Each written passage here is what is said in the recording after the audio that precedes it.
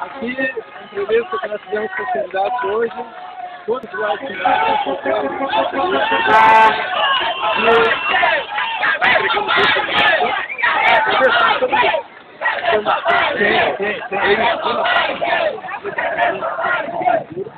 Vocês pegaram os candidatos, nós estamos recebendo. 2 dias para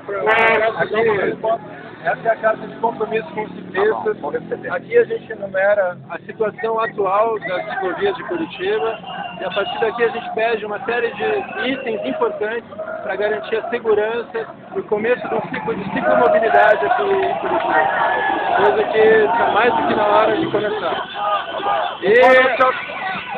E a gente convidou... Desde o valor, eu acho que está eu acho que... Não, precisa ter a bicicleta, a gente está pedindo o código de trânsito, é lei, claro. É lei, não é nada além da lei. Eu falei com relação a alguns adjetivos que foram colocados, né?